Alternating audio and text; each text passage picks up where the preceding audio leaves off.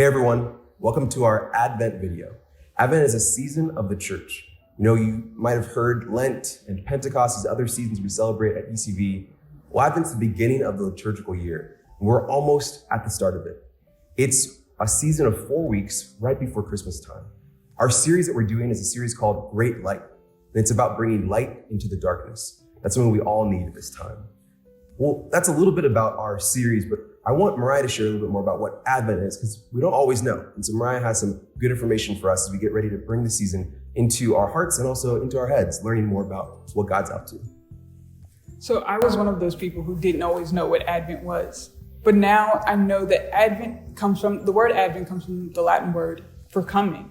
And we are waiting for the coming of Christ. It's a expectant waiting, a hopeful anticipation, a cheerful preparation for the coming of Christ. We remember the historic waiting for Christ to be born, and now we are waiting for Christ to come again.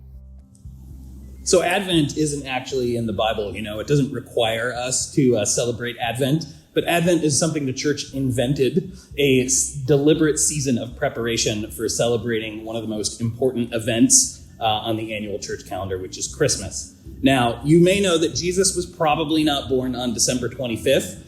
December 25th was picked as the day of Christmas because it was the day of the winter solstice in the old Roman calendar, the darkest day of the year. And so the church thought, hey, it would be a good idea to structure our celebration of the coming of the light of Jesus into the world at the kind of end of a season of things getting darker to look ahead to a season of light. Maybe some of y'all have been feeling the darkening of the days. A little strange that at 4:30 it's pitch black. Advent in this season is for us to look forward to longer days and light in the coming of Jesus. Now, of course, that's a Northern Hemisphere perspective. Well, so we also realize that not everyone just in the Northern Hemisphere actually celebrates Advent. There are people all around the world who are followers of Jesus Christ that follow and do the kind of like waiting Advent time with us. And that's amazing. That means that not only are we surrounded by a cloud of witnesses to Jesus' coming, but we are actually celebrating that coming and that waiting process together. It means that we get the opportunity to celebrate the hope, the piercing of God's light, Jesus coming into our world with other people who we've never met, seen, or actually been in the same room with. And that is something to celebrate. And what's even more significant is that we place ourselves in history. We get the opportunity to say that not only do we want to celebrate with those who come before us, those who are with us now, but those who will come after us as well. This is a generational thing, and we believe that Advent is important to do together with folks all over the world. So speaking of the historic faith, Christians around the globe have been celebrating Advent with the lighting of an Advent wreath. So one of the things that we think is a great way for our church to foster togetherness during this season of Advent is for us to be lighting Advent wreaths together. Now, there's a lot of interesting things about Advent wreaths.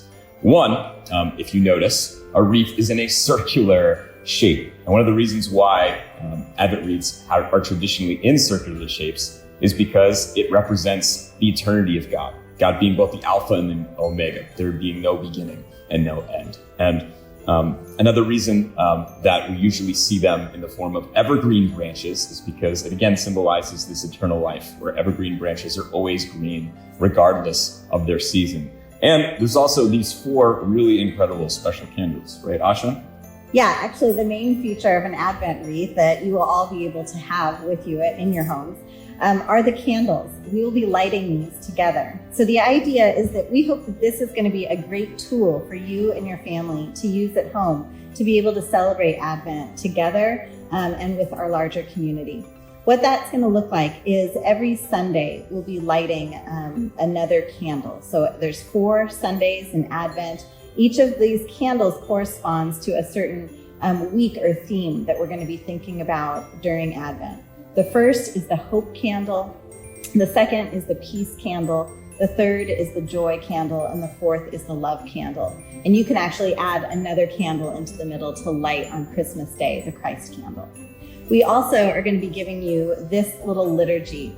Very simple, just something to do on those Sundays when you're lighting the candle saying that we're lighting the candle of hope and reading our hope is in Jesus, the light of the world. We hope that that's something that you can do, whether you're by yourself, whether you're with family or roommates, to remind you of the season of Advent and to give you something to celebrate.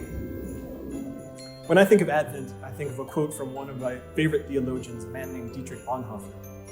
He wrote that the celebration of Advent is possible only to those who are troubled in soul, who know themselves to be poor and imperfect, and who look forward to something greater to come.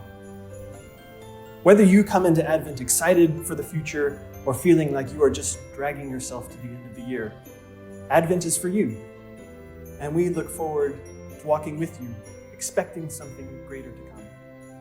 So join us.